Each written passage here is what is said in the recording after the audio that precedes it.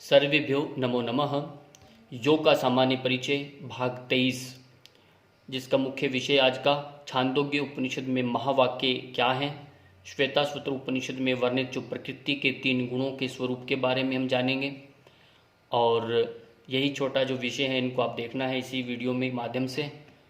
तो पहला जो प्रश्न आ रहा है, छांदोग्य उपनिषद के अनुसार तत्त्वमसि, ऐसा आता है कई बार, तत्त्वमसि ये जो वाक्य महावाक्य जो है ये कहाँ किस उपनिषद से हैं। तत्त्वमसि से क्या अभिप्राय है। तत्त्वमसि ये महावाक्य माना गया है।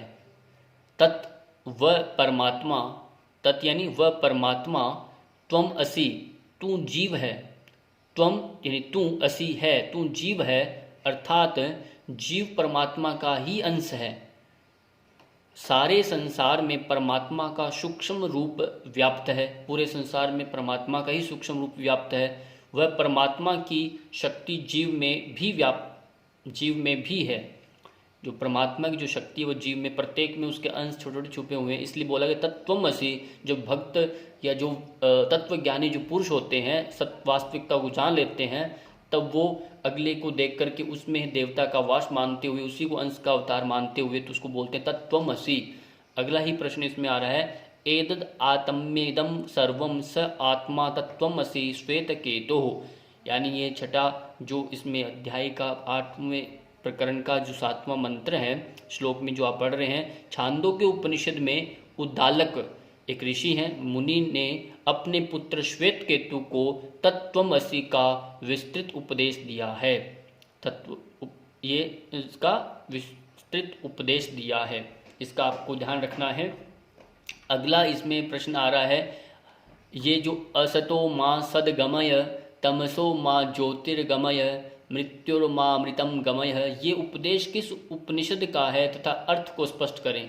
ये भी आपने ध्यान रखना है। अक्सर हम प्रार्थना करते हैं ये, और तो ये हमें ध्यान रहे, ये छांदोग्य उपनिषद का ये वचन है। तो इसमें ये उपदेश बृहदारण्यक उपनिषद के, कहाँ से, ये बृहदारण्यक उपनिषद का, क्षम्यताम, ये छांदोग्य यानी बृहदारण्यक उपनिषद के 1:3:28 का है, जिसका अर्थ है, हे परमात्मन, हमें असत्य से सत्य की ओर, अंधकार से प्रकाश की ओर और मृत्यु से बचाकर अमरत्व की ओर ले चलो, ऐसा इसमें कहा है। अब छांदोग्य जो उपनिषद के अनुसार सर्वम खल विदम ब्रह्म कथन को स्पष्ट करें।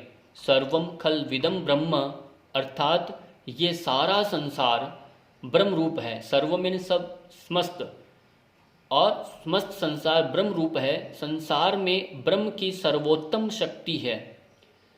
ये अद्वैत का उद्घोष है, यानी द्वैतवाद नहीं है इसमें, अद्वैत का भाव छुपा हुआ है, उसका उद्घोष है। ब्रह्म को तत् जलान कहते हैं। ब्रह्म को क्या कहते हैं? तत् जलान। वह ज और ये घन का निशान ल, घन यानी अन, जलान शब्द ऐसे संधि विच्छेद बना, और जय का अर्थ हुआ है उससे सृष्टि उत्पन्न होती है। जय मतलब जन्म हुआ, उससे सृष्टि उत्पन्न होती है। ल यानी ब्रह्म में सबका लय, सृष्टि हुई, फिर उसके ब्रह्म में लय। अन का अर्थ हुआ उसके कारण सब में प्राण शक्ति है। तो ये इस तरह से जलान शब्द का अर्थ यहाँ पर लिया है। सर्वम खल विदम ब्रह्म तज्जलान इति शांत उपासित, ऐसा ये पूरा वाक्य जो बन रहा है, ये सब कुछ सर खल विदम ब्रह्म यानी समस्त संसार का जो सार जो है, इसमें बोला सारा संसार ब्रह्म स्वरूप है, ब्रह्म रूप है।